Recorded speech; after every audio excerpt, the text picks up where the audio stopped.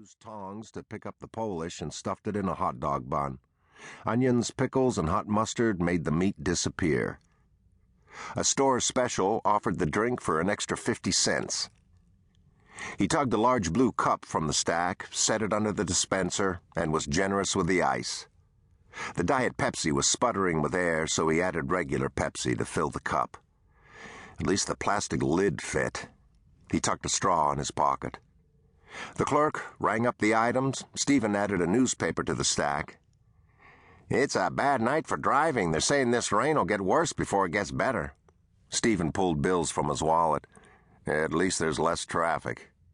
He pulled change from his shirt pocket, and as he did so, green M&Ms tumbled into his hand.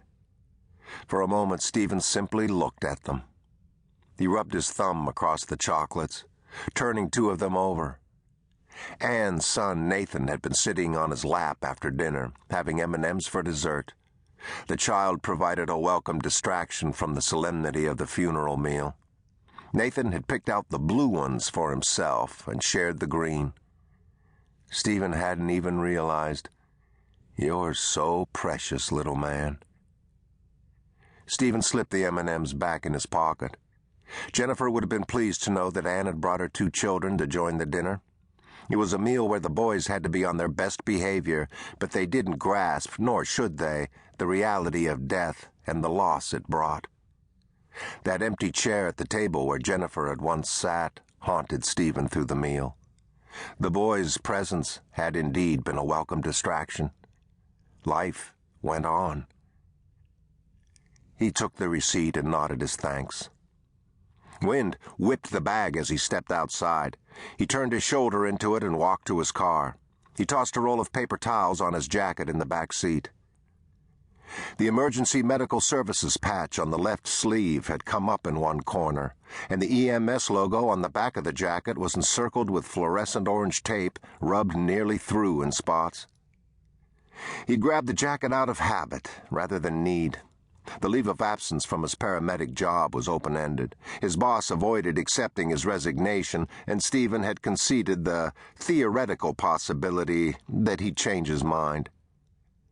He'd spent a lifetime rescuing people. The last few months had left him with a certain knowledge that he couldn't carry the weight anymore.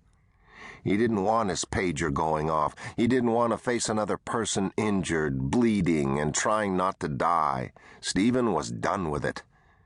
The profession that had been his career for the last decade no longer appealed to him. He parked near the exit so he could note down the gas, mileage, and date.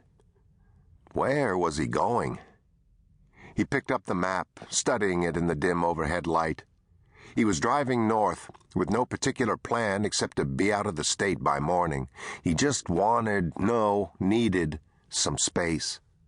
The decision had been coming for years. What would his family be saying right now? "He's hurting. Give him space. Let's call him tomorrow."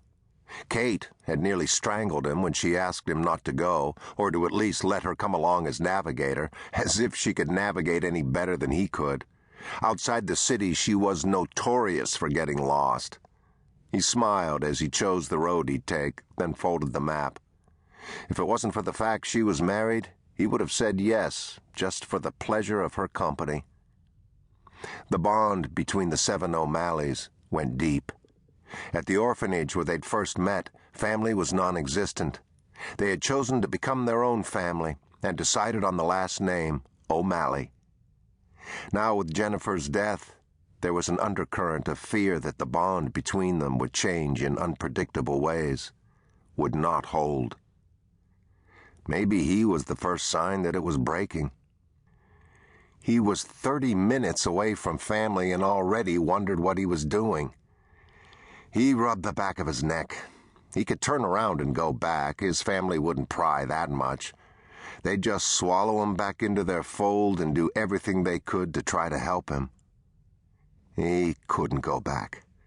He loved the O'Malleys. He just didn't think he could handle being around them for the next few months. He was the odd man out. They were all couples now, and he was still unattached. They had all recently come to believe in God, and he didn't want to explore the matter. They said